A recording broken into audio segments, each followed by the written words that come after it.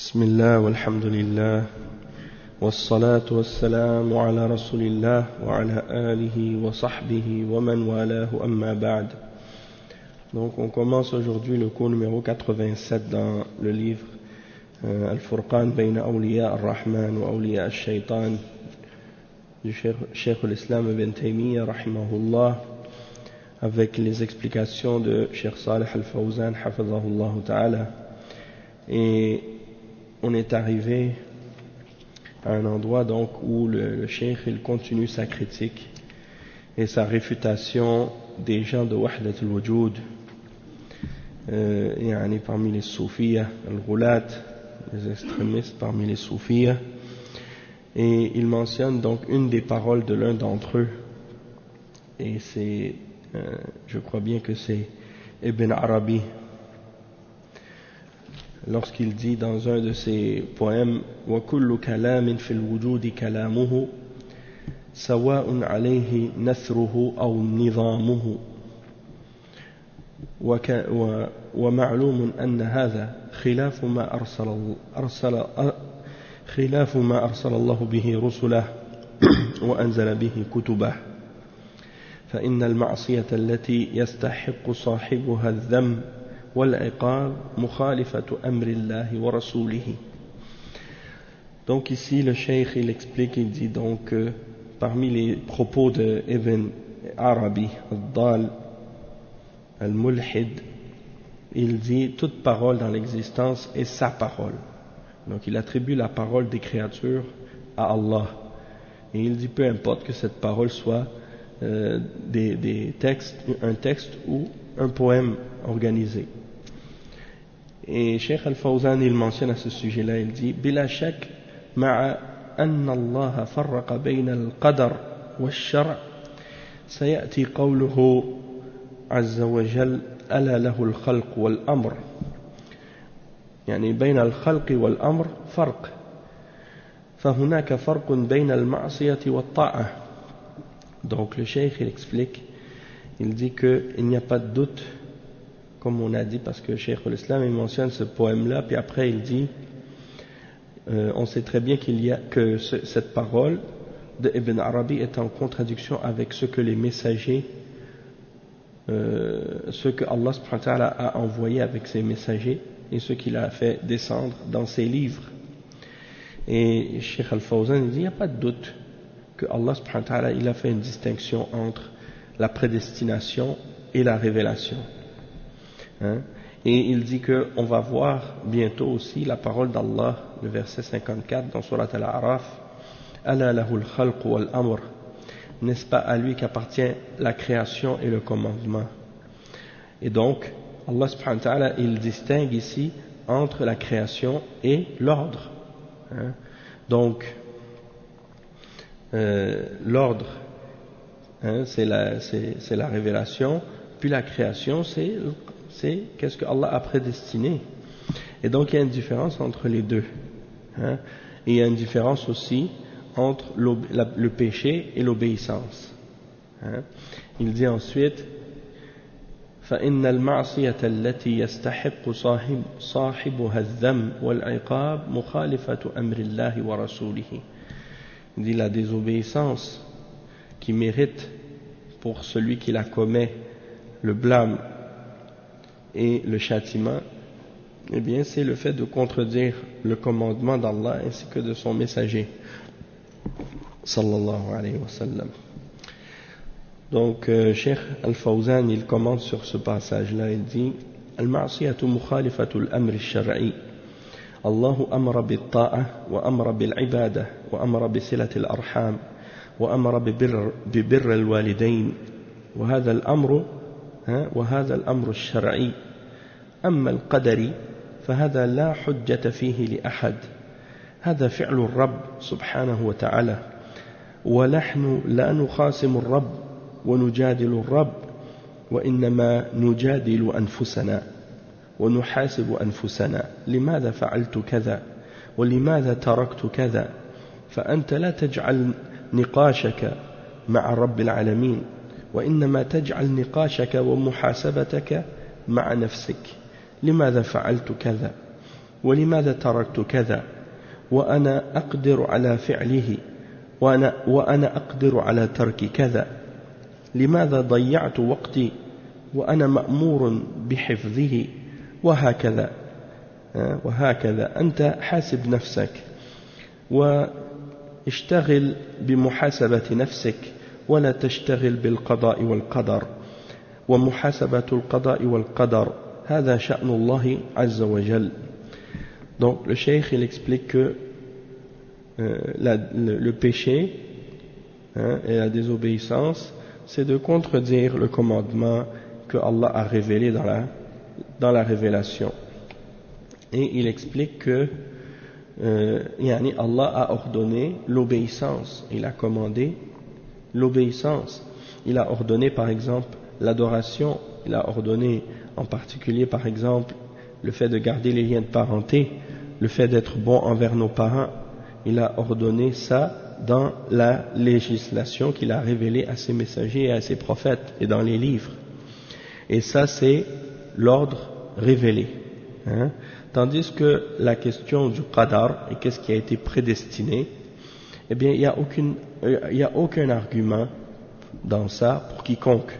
Il n'y a aucune preuve dans ça qu'on peut utiliser pour justifier quoi que ce soit de ce qu'on fait ou de ce qu'on ne fait pas. On ne peut pas utiliser comme excuse ou comme prétexte d'avoir commis un péché ou de ne pas avoir fait ce qui est ordonné par Allah par le qadar. On ne peut pas se baser sur le qadar pour justifier ça ou excuser ça. Et le cheikh il dit ça c'est Allah subhanahu wa ta'ala, c'est lui qui a prédestiné et c'est lui qui a créé et c'est lui qui a décrété tout ce qui se produit dans l'univers. Et il dit on ne doit pas donc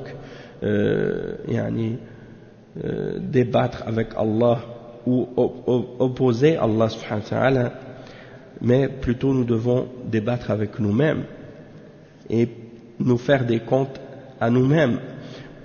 On doit se poser la question, pourquoi j'ai fait ça? Lorsque tu as commis un péché, tu te dis, mais pourquoi j'ai fait ça? Ou bien lorsque tu as délaissé qu'est-ce qui est obligatoire, tu te dis, mais pourquoi j'ai abandonné ça? Ou pourquoi j'ai délaissé cette chose?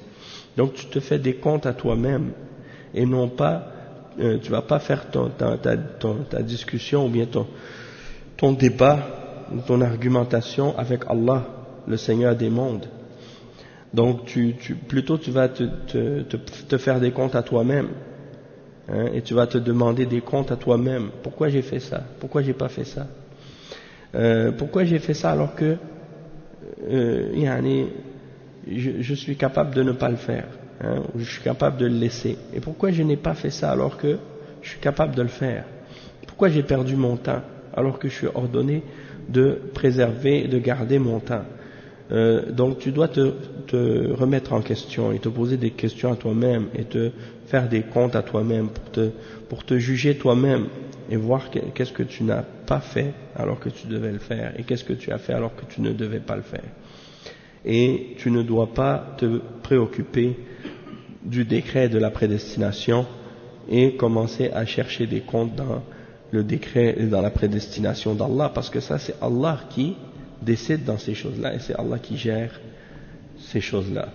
Ensuite le cheikh il dit وَكَمَا قَالَ تَعَالَى, le cheikh Ibn Taymiyyah il cite un verset, les versets dans le Coran, il dit كَمَا قَالَ تَعَالَى تِلْكَ حُدُودُ اللَّهِ وَمَنْ يُطِعِ اللَّهَ وَرَسُولَهُ يُدْخِلْهُ جَنَّاتٍ تَجْرِي مِنْ تَحْتِهَا الْأَنْهَارُ خَالِدِينَ فِيهَا وَذَلِكَ الْفَوْزُ الْعَظِيمُ ومن يعص الله ورسوله ويتعد حدوده يدخله نارا خالدا فيها وله عذاب مهين. Donc Allah subhanahu wa ta'ala dit dans ces deux versets dans Surat An-Nisa, voici les règles d'Allah ou les prescriptions d'Allah, ses limites. Alors il dit, et quiconque obéit à Allah et à son messager, Allah le fera rentrer dans des jardins sous lesquels coulent les ruisseaux pour y demeurer éternellement. Et voilà la grande réussite. Et quiconque désobéit à Allah et à son messager et dépasse ses limites, dépasse ses restrictions et ses ordres et ses prescriptions, Allah le fera rentrer en enfer pour y demeurer éternellement et il aura un châtiment avilissant. Et ici le cheikh, il explique, Cheikh Al-Fawzan, il dit تلك حدود الله حدود الله محارمه التي حدها لعباده فلا تتعدى تلك حدود الله فلا تعتدوها ومن يتعدى حدود الله فأولئك هم الظالمون يعني المحرمات وأيضا حدود الله هي المباحات يعني حدود الله التي هي المحرمات لا تقرب يعني تلك حدود الله فلا تقربوها وأما المباحات فهي لا تتعدى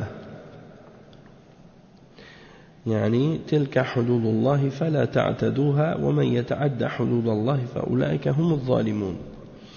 Donc le cheikh explique dans ce verset, il explique le verset, il dit que les limites d'Allah, ce sont les choses qu'il a interdites pour ses serviteurs, et il dit donc que on ne doit pas les transgresser, ces limites-là, parce que ce sont des limites que Allah a établies pour ses serviteurs. Et il dit dans le verset 229 dans Surat Al-Baqarah, voici les limites d'Allah, alors ne les transgressez pas, et quiconque transgresse les limites d'Allah, alors ceux-là sont les injustes, c'est-à-dire ceux qui transgressent les interdictions d'Allah. Et aussi les limites d'Allah ou les limites d'Allah ou les prescriptions d'Allah concernent aussi, ou ce sont aussi les choses que Allah a permises. Donc, il y a les limites d'Allah qui sont les interdictions qu'on ne doit pas approcher, comme Allah il dit tilka hududullahi fala taqrabuha. Donc non seulement on ne doit pas les faire ou commettre ces interdictions là, mais on ne doit même pas s'en approcher, comme Allah il le dit dans le verset 187 dans le verset dans Surat Al-Baqarah 187, tandis que les choses que Allah nous a permises, eh bien il ne faut pas non plus les transgresser ou bien exagérer à leur sujet. Donc il dit ici tilka hududullahi fala ta'taduha, voici les limites d'Allah ou les restrictions d'Allah, alors ne les transgressez pas, et quiconque dépasse ou transgresse les limites d'Allah, alors ceux-là sont les injustes. Ensuite Cheikh al-Islam Ibn Taymiyyah il dit وسنذكر الفرق بين الإرادة الكونية والدينية والأمر الكوني والديني. Et ça c'est un des passages dans le livre de Cheikh Ibn Taymiyyah ici Al-Furqan, qui est un des passages les plus importants et les plus intéressants, puisqu'il nous montre la différence entre qu'est-ce qui est kawni et qu'est-ce qui est shara'i dans la volonté d'Allah. Et ça c'est très très important.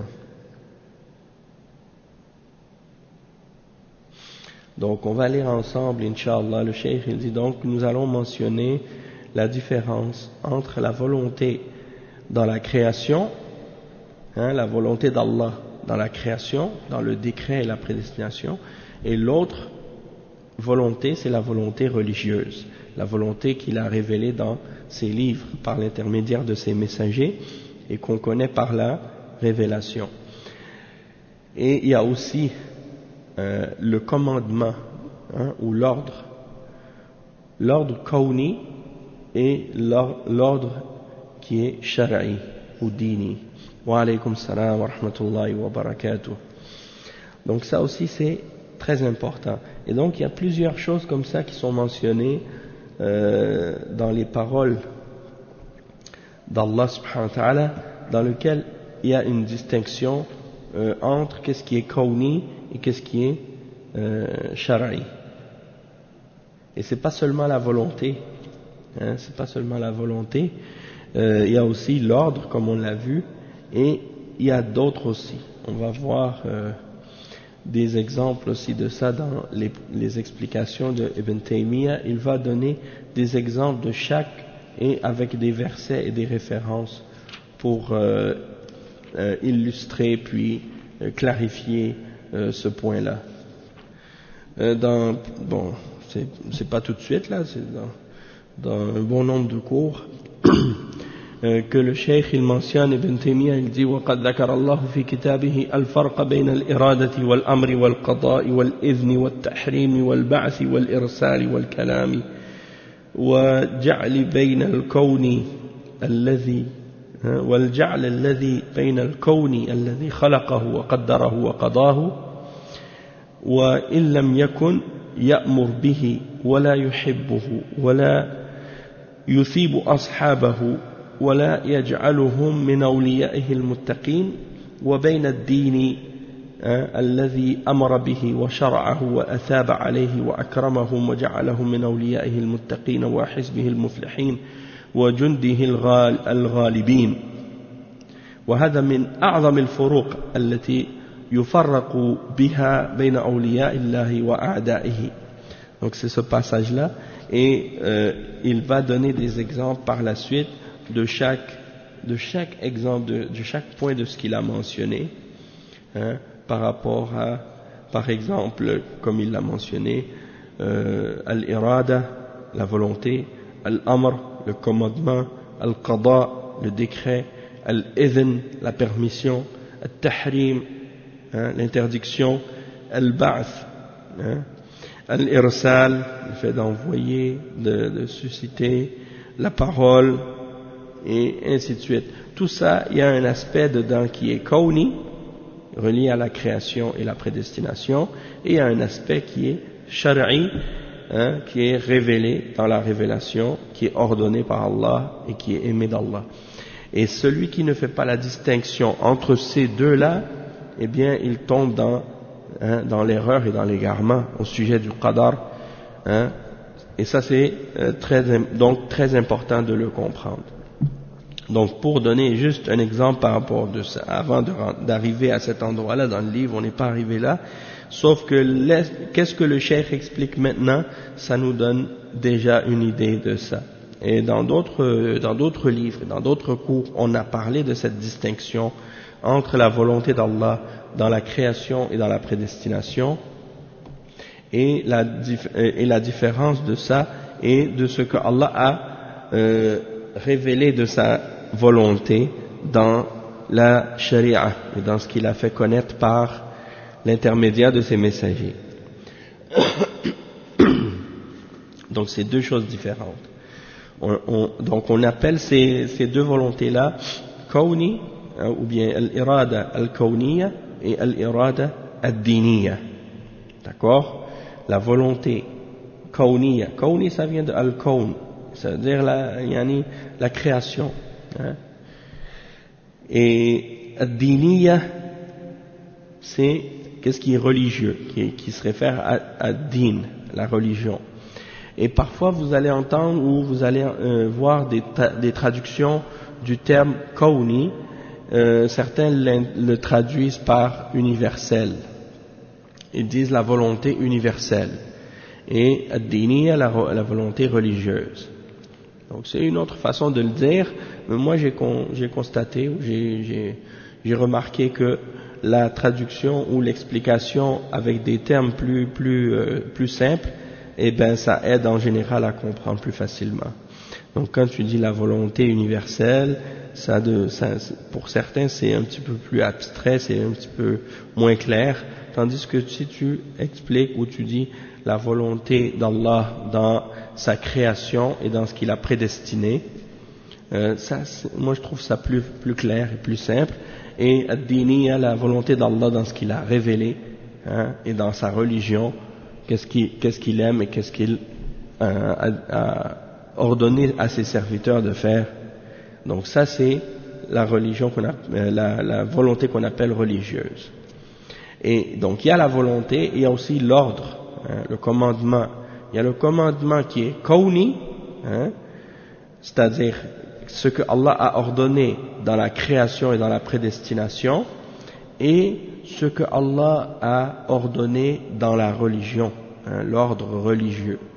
Et ça, c'est deux choses différentes, Et il y a une grande différence entre les deux. La différence entre les deux, c'est que, juste pour résumer simplement et clairement, c'est que la volonté dans la création, ça peut être quelque chose que Allah aime, ça peut être quelque chose que Allah n'aime pas. Tandis que la volonté d'Allah dans la religion, eh bien, ça ne peut être que ce que Allah aime. C'est ça la différence. Et donc, tout ça pour clarifier que parfois on va mentionner dans le Coran, ou Allah il mentionne dans le Coran qu'il a voulu telle chose, ou qu'il n'a pas voulu telle chose. Hein? Et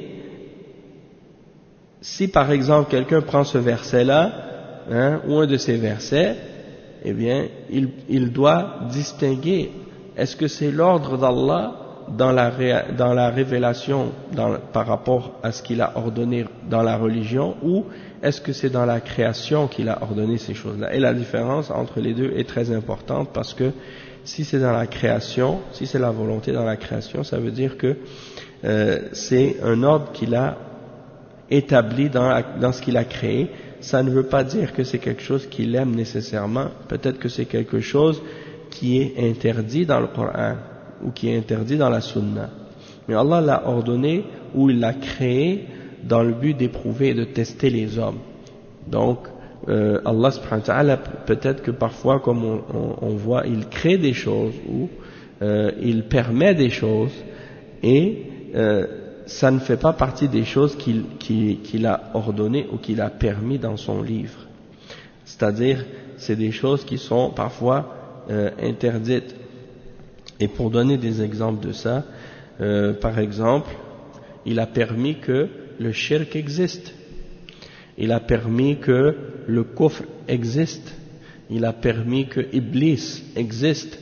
Il a permis que les péchés existent, et la désobéissance, il a permis que ça existe. Hein? Il a permis des choses qui sont déplaisantes pour l'homme, hein, qu'elles existent. Et les choses qu'il a permises, toutes ces choses qu'on a mentionnées, le kufr, le shirk, les péchés, la désobéissance, les bid'ah, le shaitan, tout ça c'est des choses que Allah déteste. Tout ça, c'est des choses que Allah n'aime pas. Et les péchés, c'est des choses que Allah a interdit. De même que le kufr et le shirk, c'est des choses parmi les plus graves. Hein? Et même que le shirk, c'est le plus grave de tous les péchés. Hein? De même que le kufr. Donc, Allah subhanahu wa ta'ala, il a prédestiné l'existence de ces choses-là. Il les a voulues. Hein, d'une volonté dans sa création, il a voulu qu'elles existent, il leur a permis d'exister, mais il a fait ça pour une sagesse. Hein. En même temps, il a envoyé des messagers, il leur a révélé des livres pour leur mentionner, hein, que le kufr et le shirk et les péchés et les bid'ah, hein, et tout ça c'est haram, tout ça c'est interdit. Et qu'il n'agrée pas ça et il n'aime pas ça de la part de ses serviteurs. Donc il a permis que ces choses existent, mais il leur a interdit de le faire. Hein? Et non seulement ça, il leur a envoyé des livres et des messagers pour clarifier ça, et en même temps il a établi des menaces, hein, et des promesses pour ceux qui, par exemple, commettent ces péchés-là. Il y a la menace de l'enfer, hein, et les châtiments et les punitions qui ont été établies pour punir ceux qui font ces choses-là, et la récompense du paradis pour ceux qui croient et qui rejettent le shirk et qui s'éloignent des innovations et suivent les messagers, et pour ceux qui font ce que Allah ordonne, la récompense du paradis. Donc ça c'est la preuve que la volonté par rapport au serviteur, la volonté d'Allah dont il doit tenir compte et qu'il doit respecter et qu'il doit suivre, c'est la volonté d'Allah dans ce qu'il a révélé dans sa révélation et qu'il a envoyé, fait connaître par l'intermédiaire des messagers. C'est ça qu'il doit respecter. Tandis que ce que Allah a créé ou prédestiné dans la création, s'il a des choses qu'il a créées et que ce sont des choses que Allah a interdites par ses messagers, par l'intermédiaire des messagers, eh bien ça, il faut s'en écarter. Et quelqu'un ne peut pas utiliser comme prétexte pour les faire le fait que Allah les a créés ou qu'il les ait prédestinés. Et c'est ça que les soufis parfois n'ont pas compris. Beaucoup d'entre eux sont déviés dans cette question-là parce qu'ils utilisent l'excuse ou l'argument du qadar pour essayer de justifier le fait de faire des péchés ou de contredire l'ordre d'Allah ou de faire des innovations. Pourquoi? Parce qu'ils disent que si Allah l'a ordonné, ou bien si Allah l'a ordonné dans la création, ou si Allah l'a prédestiné, ou si Allah a permis à cette chose-là d'être, ça veut dire que pour eux, ça c'est la preuve que c'est permis, ou que c'est ordonné, ou que c'est quelque chose de bien. Et ça c'est tout à fait incorrect. C'est une erreur dans la compréhension. Et c'est une erreur dans la connaissance aussi. Donc le fait que Allah ait permis que, par exemple, la cigarette existe, ça ne veut pas dire que la cigarette est halal. Le fait que Allah ait permis que, par exemple, le porc existe, ça ne veut pas dire que le porc est halal. Allah, il a créé le porc, mais il l'a interdit dans la révélation. Et ça, c'est un bon exemple de la différence entre la volonté dans la création et la volonté dans la religion. La volonté d'Allah dans la création, il a voulu que le porc existe. Mais la volonté dans la religion, c'est qu'il a interdit le porc pour les croyants. Donc, nous, qu'est-ce qu'on doit respecter? C'est la révélation et la religion. Tandis que qu'est-ce que Allah a voulu dans sa création, ça c'est pas une preuve. Parce que Allah peut créer ce qu'il n'aime pas dans le but de mettre les serviteurs à l'épreuve et de les tester. Pour une grande sagesse. Peut-être que certains vont comprendre cette sagesse, peut-être que d'autres ne vont pas la comprendre, mais qu'on l'ait comprise cette sagesse ou non, on doit se soumettre à l'ordre d'Allah dans la révélation. C'est ça en fait le point. Donc j'essaie de le simplifier et de le dire d'une façon avec des illustrations et des exemples, et je pense que l'exemple du porc, ça clarifie bien l'affaire. Ensuite, le cheikh, il dit, donc Cheikh Al-Fawzan, il explique ce passage-là, il dit Al-iradatu iradatan.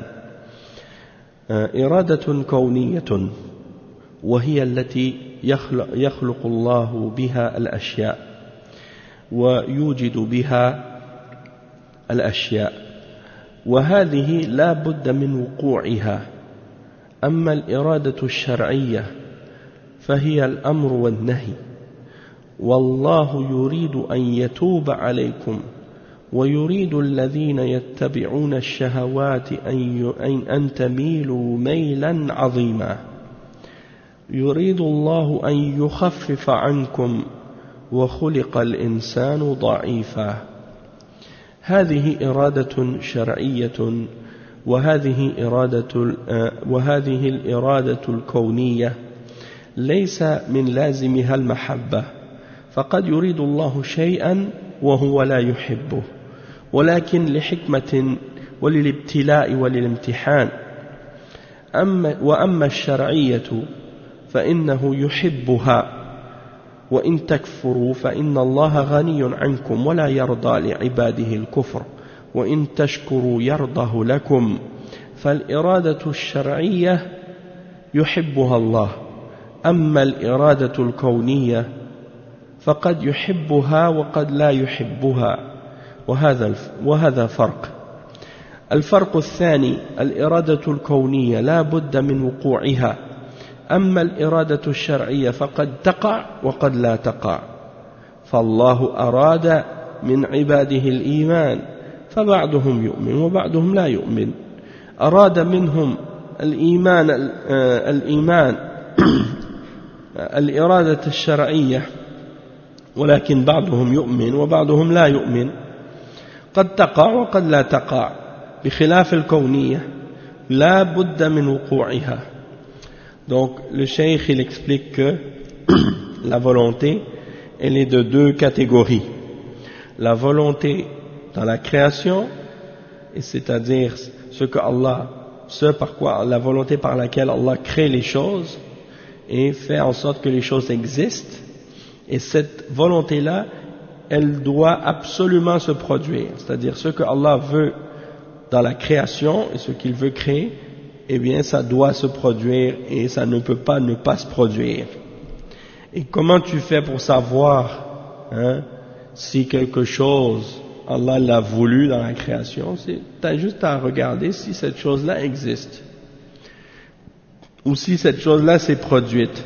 Donc si elle s'est produite et si elle existe, ça veut dire que Allah l'a voulu dans la création, il n'y a pas de doute. Parce qu'il n'y a rien dans ce qui se produit qui sort de la volonté d'Allah. C'est-à-dire qu'il n'y a rien qui peut se produire sans que ce soit par la volonté d'Allah. Ça c'est important de le comprendre.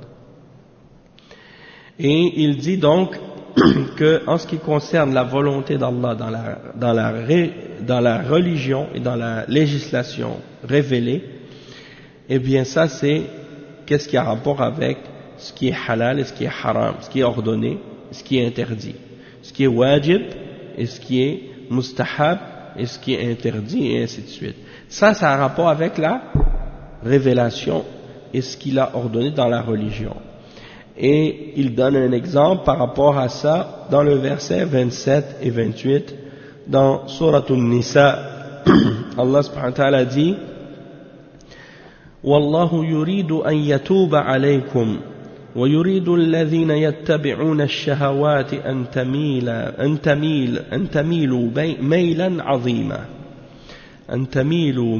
'azima yuridu Allahu an yukhaffifa 'ankum وخلق الإنسان ضعيفا هذه إرادة شرعية وهذه إرادة الكونية ليس من لازمها المحبة فقد يريد الله شيئا وهو لا يحبه.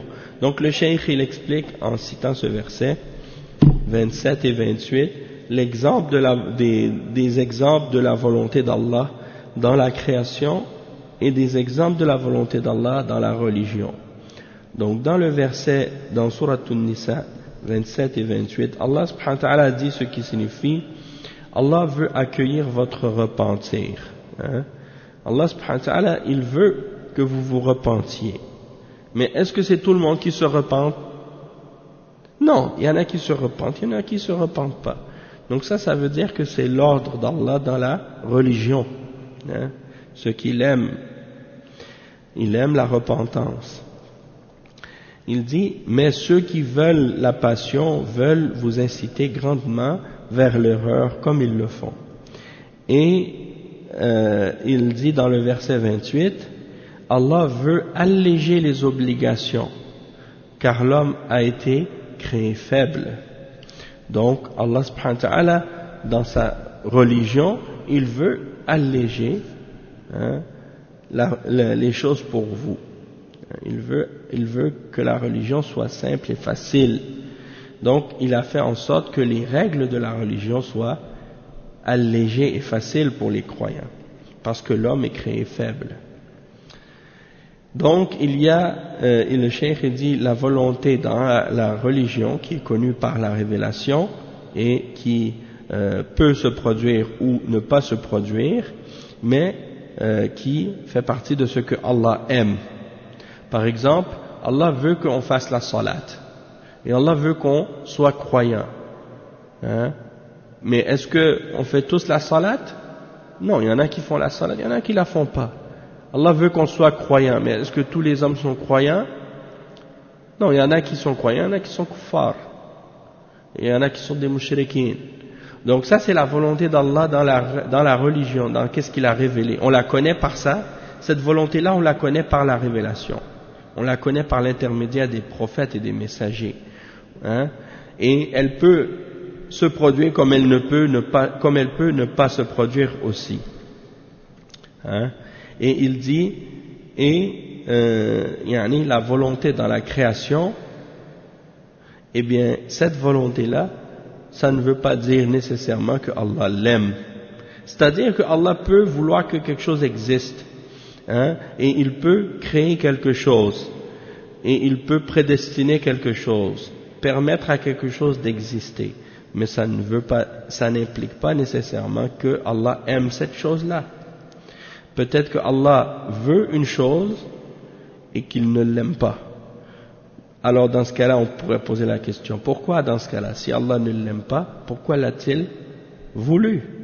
Eh bien, il l'a voulu pour une sagesse, il l'a voulu pour tester et éprouver les serviteurs, hein, et pour voir ceux d'entre eux qui sont sincères et ceux d'entre eux qui ne le sont pas. Tandis que dans la volonté religieuse, hein, eh bien, il n'y a que ce que Allah aime. Il n'y a pas dans la religion de choses que Allah, hein, veut et qu'il n'aime pas dans la religion. Tout ce que Allah veut dans la religion, il l'aime. Et il dit, par exemple, le verset 7 dans Surat Az-Zumar, « In takfuru, fa inna Allaha ghaniyun ankum » c'est-à-dire, si vous reniez la foi et vous devenez kuffar, Allah peut se passer complètement de vous. Il n'a aucun besoin de quoi que ce soit, il se suffit à lui-même. Donc il n'a aucun besoin de vous. Hein. Toutefois, il n'agrée pas, hein, de son serviteur la mécréance. La yarda li ibadihi al-kufr. Il n'est pas satisfait, hein, que son serviteur soit dans le kufr. Wa in tashkuru yardahu lakum. Et si vous êtes reconnaissant, il agrée cela de votre part, hein, il agrée cela pour vous. Donc ça, c'est la preuve que dans la religion, hein, tout ce que Allah a voulu, il l'aime. Tandis que la volonté d'Allah dans la création, c'est possible que ce soit quelque chose que Allah aime, comme c'est possible que ce soit quelque chose que Allah n'aime pas. Donc il y a une différence. Et il dit la deuxième différence aussi, c'est que la volonté d'Allah dans la création, elle doit absolument se produire. Si Allah a voulu qu'une chose existe, eh bien, elle existe. Et tandis que la volonté d'Allah dans la religion, c'est possible que cette chose se produise, comme c'est possible qu'elle ne se produise pas. Hein? Par exemple, Allah subhanahu wa ta'ala veut que les kuffars se repentent, que les kuffars, il veut qu'ils acceptent la foi et qu'ils rentrent dans l'islam. Mais est-ce qu'ils vont tous rentrer dans l'islam? Hein? Peut-être qu'ils vont entrer dans l'islam, peut-être qu'ils ne vont pas rentrer. Peut-être qu'ils vont être croyants, peut-être qu'ils ne vont pas l'être. Tout ça, c'est la volonté d'Allah dans sa religion, hein, et dans la révélation. Et donc, ça veut dire que la volonté d'Allah dans sa révélation, elle peut se produire comme elle peut ne pas se produire. Donc le cheikh il donne l'exemple, il dit Allah veut que ses croyants soient Allah veut que ses créatures acceptent la foi, et certains par contre sont croyants, d'autres ne le sont pas, et Allah veut la foi dans la volonté de la révélation. Mais pourtant, il y en a qui sont croyants, il y en a qui ne sont pas croyants. Donc ça peut se produire comme ça peut ne pas se produire. Contrairement à la volonté d'Allah dans la création, eh bien, ça doit absolument se produire. Hein? Et donc, il y a des cas dans lesquels la volonté d'Allah dans la religion et dans la création se rejoignent. Comme par exemple, lorsque quelqu'un accepte l'islam, hein, et qu'il devient un bon musulman. Eh bien ça, c'est la preuve que Allah a voulu dans la création et dans la religion que cette personne-là soit croyant. Il veut dans la religion, on le sait déjà, il veut que les hommes soient des croyants. Ça, on le sait par la révélation, il veut que les hommes acceptent la foi. Toutefois, si la personne accepte réellement et concrètement la foi dans la réalité et dans la vie, ça veut dire que Allah l'a voulu aussi dans la création. Hein? Il a fait en sorte que ça se produise. Et tout ce qui se produit dans la création, eh bien c'est par sa sagesse, hein, et par sa connaissance. Donc ensuite le cheikh il explique, il dit وكانت هذه المسألة قد اشتبهت على طائفة من الصوفية فبينها الجنيد رحمه الله ومن اتبع الجنيد فيها كان على السداد ومن خالفه ضل لأنهم تكلموا في أن الأمور كلها بمشيئة الله وقدرته وفي شهود هذا التوحيد وهذا يسمونه الجمع الأول فبين لهم الجنيد أنه لا بد من شهود الفرق الثاني وهو أنه مع شهود كون الأشياء كلها مشتركة في مشيئة الله وقدرته وخلقه يجب الفرق بين ما يأمر به ويحبه ويرضاه وبين ما ينهى عنه ويكرهه ويسخطه. Donc ça c'est un passage intéressant aussi. Le cheikh il explique que il y a un groupe d'entre les soufis qui ont dévié dans cette question-là et pour lesquels cette question a été ambiguë. Ils ont été confondus dans ce sujet-là et ils ont commis donc des erreurs et des égarements à cause de ça. Alors il dit que parmi les soufis, les premiers, ceux qui étaient parmi les premiers soufis, qui étaient encore sur, par rapport à ceux qui sont venus par la suite, étaient encore dans les limites de ce qui est en accord avec l'islam, eh bien, il s'appelle par exemple Al-Junayd. Un d'entre eux, il s'appelait Al-Junayd. Et lui, il a clarifié que il y a des règles à respecter par rapport à la compréhension de la volonté d'Allah, et qu'il faut distinguer entre l'ordre et la création, entre le qadar et la sharia, et il mentionne donc que Al-Junayd a fait cette distinction là parce que eux ils ont parlé en disant que tout ce qui arrive est par la volonté d'Allah et par sa prédestination, et ça il n'y a pas de doute que c'est vrai, dans le sens que de façon générale tout ce qui se produit dans la création ne peut se produire que par la volonté d'Allah, parce que Allah l'a voulu. Mais ça ne veut pas dire que parce que Allah a voulu une chose et parce que Allah a permis qu'une chose soit, qu'il aime nécessairement cette chose-là. La seule façon pour nous de distinguer entre ce que Allah aime et ce qu'il n'aime pas dans ce qui se produit dans la création, c'est de se référer à la révélation pour savoir si Allah l'aime ou non. Et si on trouve dans la révélation que ce que Allah a créé est aimé, alors dans ce cas-là on va dire que Allah aime cette chose.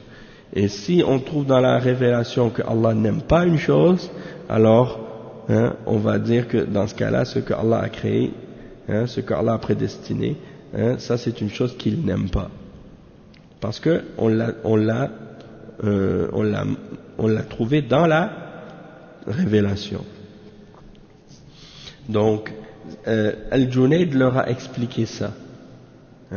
Il dit que ceux qui ont suivi Al-Junayd, ils étaient sur la droiture sur ce plan-là, et il a contredit, ils ont contredit, ceux qui ont suivi Junayd ont contredit ceux qui ont dévié sur ces propos-là. Parce que eux ils ont parlé au sujet des affaires en disant qu'elles sont toutes voulues par Allah et qu'elles sont toutes selon sa puissance et sa volonté. Et ils appellent ça le fait d'être témoin du tawhid, et ils appellent ça le premier rassemblement ou le premier regroupement. Et Al-Junayd leur a fait comprendre qu'il faut également être témoin de la deuxième différence, c'est-à-dire que même si on dit que toutes les choses sont reliées dans le fait que Allah les a voulues et que c'est lui qui les a prédestinées et qu'elles se produisent par le fait que c'est lui qui les a créées, prédestinées, et il les a créées par sa puissance, mais il faut aussi distinguer entre l'ordre de ces choses-là et ce qu'il aime et ce qu'il agrée. Et la différence également entre ce qu'il a interdit et ce qu'il déteste et ce qui le met en colère. Et donc ici le Cheikh explique, Cheikh Al-Fawzan, ce point-là, et il dit que Al-Junayd kama sabaq min as-salihin wa min al-ubbad wa az-zuhad lam yahsul minhu shatahat مثل ما حصل من الصوفية المتأخرين. Donc il dit que Al-Junayd faisait partie des pieux, faisait partie des adorateurs et de ceux qui se détachaient des plaisirs ou des biens de la dunya. Il ne s'attachait pas à la vie d'ici-bas de façon excessive. Et il dit qu'il n'avait pas par contre des égarements et des erreurs et des hérésies et des superstitions dans lesquelles les autres soufis qui sont venus après lui sont tombés. Ensuite il dit يقولون لا يوجد إلا مشيئة الله وقدرة الله والذي يعرف هذا هو الموحد ويجحدون الإرادة الكونية والأوامر الشرعية فهم يفسرون الطاعة بأنها موافقة القدر لأن أهل العلم وأهل الإيمان يقولون الطاعة موافقة الأمر والشرع وليست موافقة القدر وموافقة القدر قد تكون طاعة وقد تكون معصية بخلاف موافقة الشرع فإنه لا يكون إلا طاعة لله عز وجل فهناك فرق بين الشرع وبين القدر ولهذا يقول قائلهم إن عصيت أمره فقد وافقت قدره فأنا مطيع له. Donc ici le cheikh il explique, il dit que eux les soufis qui ont dévié dans cette question, ils disent il n'existe que la volonté d'Allah et sa toute puissance. Et ils disent celui qui reconnaît cela, c'est lui qui est sur le tawhid, et ceux qui nient cela, ils sont pas sur le tawhid. Sauf que eux, ils rejettent et ils renient la distinction entre la volonté d'Allah dans la création et dans ce qu'il a prédestiné et les ordres de la religion. Et ils interprètent l'obéissance comme étant le fait d'être en accord avec le qadar. Parce que il dit les hommes de science et les gens de la foi disent l'obéissance c'est d'être en accord avec l'ordre et avec la charia et avec la révélation. C'est-à-dire c'est d'être en accord avec l'ordre d'Allah et qu'est-ce qu'il a légiféré. C'est pas d'être en accord avec le qadar sans tenir compte de la charia. Comme j'ai dit tout à l'heure, tu peux pas te baser sur qu'est-ce qui se produit pour déterminer si quelque chose est halal ou haram, ou si quelque chose est aimé d'Allah ou détesté d'Allah. Tu dois retourner à la révélation pour distinguer entre ces choses-là. Donc eux, ils pensent que si tu es en accord avec le qadar, c'est-à-dire tu suis tes passions, tu fais ce que tu veux, ils disent bon, de toute façon, tu as fait des péchés, c'est pas grave, ça fait partie de ce que Allah a prédestiné. Donc, même si tu as fait des péchés, t'es quand même en train de respecter l'ordre d'Allah parce que ça c'est l'ordre d'Allah dans la création. Donc, pour eux le péché, ça n'existe pas en réalité, puisque tu es toujours dans le qadar. Et ça c'est une mauvaise compréhension, parce que d'être obéissant à Allah, c'est de respecter sa révélation et sa législation divine. Qu'est-ce qu'il a révélé?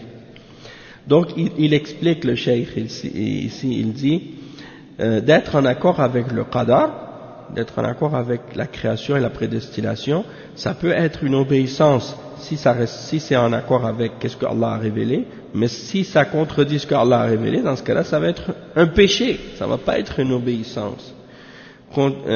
Contrairement le fait d'être en accord avec la révélation, hein, tout ce que tu fais qui est en accord avec la révélation, ça va être toujours une obéissance, parce que Allah n'ordonne que ce qu'il aime, hein, et donc dans ce cas-là, il n'y a rien dans la révélation excepté ce qui est une obéissance à Allah. Donc il y a une différence entre la révélation et le qadar, et c'est pour ça que eux ils disent, comme je disais tout à l'heure, ces soufis-là et ces soufis qui ont dévié, ils disent si tu as fait un péché et que tu as contredit, hein, l'ordre d'Allah, eh bien tu es en accord avec son qadar et sa prédestination, donc tu es obéissant. Hein, mais non, ça c'est totalement faux, et c'est la preuve que ces gens-là ils n'ont pas compris. Donc il dit ici le cheikh que Junayd, il les a réfutés là-dessus, et il leur a fait comprendre que non, il est obligatoire de distinguer entre l'ordre et ce que Allah aime et agrée, et l'interdiction et ce que Allah déteste et ce qui amène son courroux et sa colère. Ensuite, Cheikh Al-Fawzan, il commente là-dessus, il dit فما كل ما أراده الله وقدره فإنه يحبه وهو قدر الكفر وقدر الإيمان قدر الطاعة وقدر المعصية فهو يحب هذا ويبغض هذا بخلاف الشرع فإنه لا يشرع إلا ما يحبه ولا يشرع ما يبغضه قل إن الله لا يأمر بالفحشاء ولما قالوا وإذا فعلوا فاحشة أو ظلموا أنفسهم ذكروا الله وإذا فعلوا فاحشة قالوا وجدنا عليها آباءنا والله أمرنا بها فيزعمون أن الله أمرهم بكشف العورات في الطواف والله أمرنا بها الله عز وجل رد عليهم فقال عز وجل قل إن الله لا يأمر بالفحشاء أتقولون على الله ما لا تعلمون قل أمر ربي بالقسط بالعدل بالطاعة هذا الذي أمر الله به عز وجل قل إن الله لا يأمر بالفحشاء هذا رد عليهم لقولهم والله أمرنا بها يعني شرعها لنا فالله رد عليهم قل إن الله لا يأمر بالفحشاء أتقولون على الله ما لا تعلمون قل أمر ربي بالقسط وأقيموا وجوهكم عند كل مسجد وأخلصوا لله في كل صلاة في كل عمل. Donc le cheikh il explique, il dit il est obligatoire donc de distinguer entre les deux, entre le qadar et la révélation, et il dit, le cheikh Al-Fawzan hafidhahullah, il dit c'est pas tout ce que Allah a voulu et prédestiné que Allah aime, hein? Il dit parce que il a prédestiné le kufr, il a prédestiné la foi, il a prédestiné l'obéissance, il a prédestiné le péché, hein? Et il aime la foi et l'obéissance, mais il n'aime pas le kufr et le péché. Ça c'est pour le qadar, tandis que pour la révélation et la religion, eh bien tout ce qu'il a ordonné dans la révélation, c'est ce qu'il aime. Et il ne légifère et il ne révèle et il n'ordonne dans la révélation que ce qu'il aime. Il n'ordonne pas dans la religion ce qu'il n'aime pas. Et l'exemple de ça, c'est la réfutation d'Allah, hein, dans le Coran, lorsqu'il réfute les mushrikines qui ont prétendu que Allah leur avait ordonné de faire le tawaf nu autour de la Kaaba, hein. Donc Allah subhanahu wa ta'ala dit ça dans le verset 28 dans Surat Al-A'raf. Il dit Allah n'ordonne pas la turpitude. Et ça c'est par rapport au verset lorsque ils ont dit, c'est-à-dire lorsque les mouchriquines ont dit, Allah il dit dans le verset, et lorsqu'ils font une turpitude, c'est-à-dire un péché qui est très laid, comme le fait de marcher nu, hein, un peu comme les naturistes aujourd'hui ou les nudistes, hein, eh bien, ils disent, c'est Allah qui a ordonné ça, hein. Et Allah subhanahu wa ta'ala les cite dans le verset, lorsqu'ils disent, Allah subhanahu wa ta'ala dit, et lorsqu'ils font une turpitude, ils disent, nous avons trouvé nos ancêtres qui faisaient ça, et Allah nous l'a ordonné. Donc ils prétendent que c'est Allah qui leur a ordonné de montrer ou de dévoiler leur partie intime pendant le tawaf. Et Allah subhanahu wa ta'ala les réfute à ce sujet-là, quand ils disent Wallahu amarana biha. Ils disent c'est Allah qui nous a ordonné de faire ça. Et Allah les réfute et il leur dit Qul inna Allah la ya'muru bil fahsha. Ataquluna ala Allah ma la ta'lamun. Qul amara rabbi bil qist. Donc Allah subhanahu wa ta'ala il répond dans le verset 29 ou dans le verset 28 et 29, dit certes Allah n'ordonne pas la turpitude. Allez-vous dire à propos d'Allah ce dont vous n'avez aucune connaissance? Dis plutôt au Muhammad, à ces mouchriquines, mon Seigneur a ordonné la justice. Mon Seigneur a ordonné la justice par l'obéissance. Et ça c'est ce que Allah a ordonné et non pas la turpitude. Il a dit, dis au Muhammad, certes mon Seigneur n'a pas ordonné la turpitude. Et ça c'est une réfutation de leurs paroles lorsqu'ils disent, c'est Allah qui nous l'a ordonné. C'est-à-dire, ils prétendent que Allah leur a légiféré de faire ça. Et Allah subhanahu wa ta'ala les réfute en disant, dis au Muhammad, à ces gens-là, certes, mon Seigneur n'ordonne pas la turpitude. Allez-vous dire à propos d'Allah ce dont vous n'avez aucune connaissance? Dis au Muhammad, mon Seigneur a ordonné la justice et d'établir vos visages dans toutes les mosquées, c'est-à-dire de purifier pour Allah votre religion et d'être sincère envers Allah dans toutes vos prières et dans toutes vos œuvres. Donc ça c'est l'explication par rapport à ça. Donc il y a une différence entre l'ordre et la prédestination. Et Allah n'ordonne pas qu'est-ce qui est interdit, n'ordonne pas qu'est-ce qui est mauvais, au contraire, tout ce qui est contraire à qu'est-ce qui est bien, Allah l'interdit. Il dit ensuite,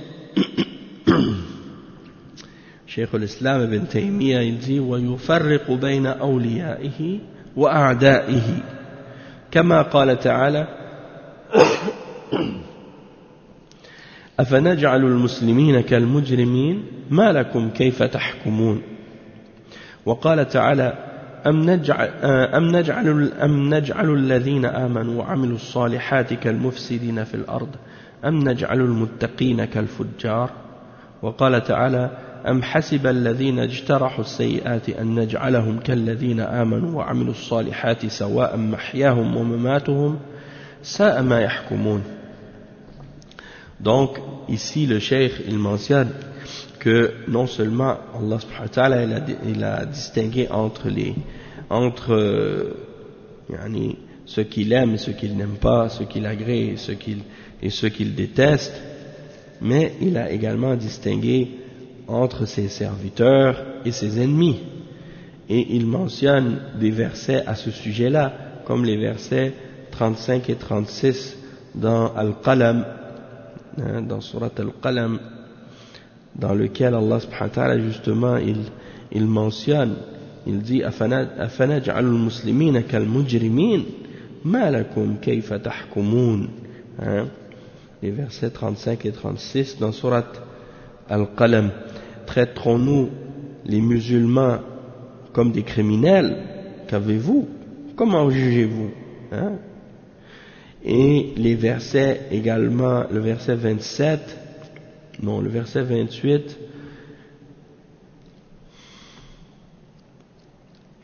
le verset 28 dans Surat Sad, dans lequel Allah subhanahu wa ta'ala il dit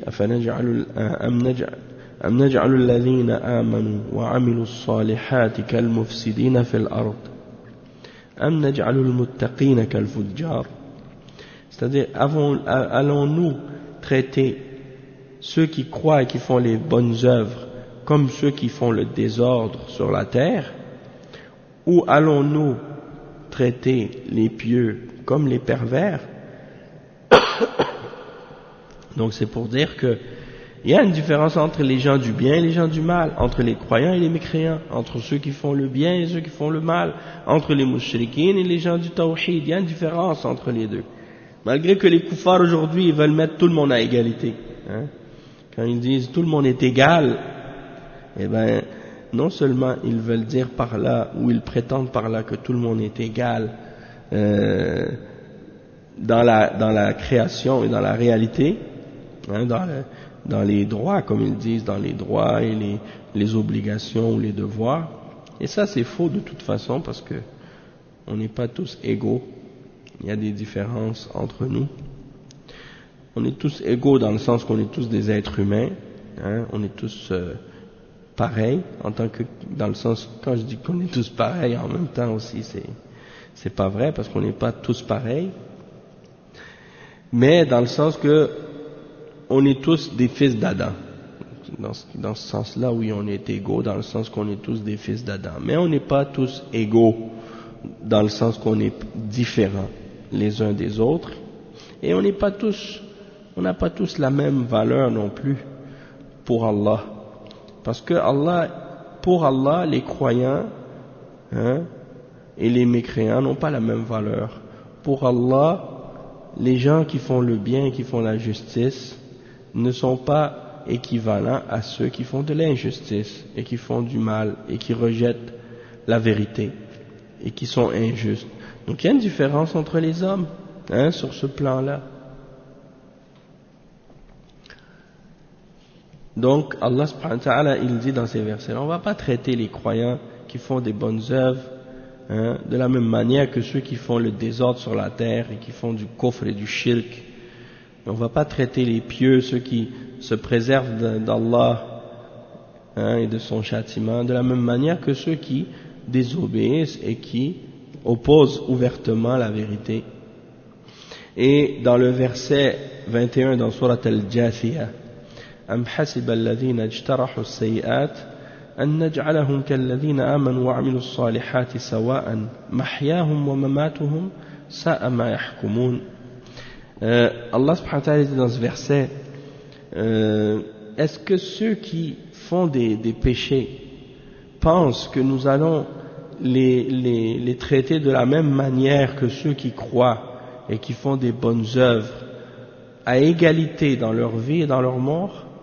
Comme ils jugent mal, hein? Comme ils jugent mal. C'est pas possible que Allah subhanahu wa ta'ala traite les croyants ou agisse avec les croyants qui font des bonnes œuvres de la même manière que ceux qui commettent les péchés et qui renient la foi dans leur vie et dans leur mort à égalité. C'est pas possible. C'est parce que ça serait de l'injustice, hein? Ce serait de l'injustice de faire ça. Pourquoi? Parce que ça voudrait dire que le bien et le mal est égal. Ça voudrait dire que la vérité et le faux est égal. Et ça, c'est ce que les kuffars, eux, croient. Pour beaucoup d'entre les kuffars, la vérité et le faux est à égalité. Et pour eux, c'est pareil, c'est la même chose. C'est-à-dire, il n'y a pas plus de mérite à être bon qu'à être mauvais. Il n'y a pas plus de mérite qu'à être pour la vérité que pour le faux. Et ça, c'est malheureux parce que ça, c'est comme si en réalité on poussait les gens vers l'égarement et vers le mal. Hein? Donc, à une certaine limite, ils savent ça, mais quand c'est dans les questions plus fondamentales, dans les réalités, et là on voit qu'ils s'éloignent de ça. Hein? Ils s'éloignent de la réalité. Hein? Ils refusent d'accepter ça. Et le cheikh il dit Cheikh Al-Fawzan, il explique ces 3 versets-là, et il dit Hum yaquluna la farqa bayna al-muti'i wal-'asi wa kulluhum ata'u Allah ata'u qadarahu wa mashi'atahu wa kulluhum muti'un wa hadha kadhib wa hadha kadhibun 'ala Allah. Allah qala afanaj'alu al-muslimina kal-mujrimin ma lakum kayfa tahkumun. Donc il dit que les soufis, ils ne distinguent pas entre l'obéissant et le pécheur. Et ils disent qu'ils ont tous obéi à Allah parce qu'ils ont obéi à sa prédestination et à sa volonté. Et qu'ils sont donc par conséquent tous obéissants. Et ça c'est un mensonge contre Allah, puisque Allah subhanahu wa ta'ala il dit allons-nous placer ou traiter les musulmans comme les criminels, comme qu'avez-vous, comment jugez-vous?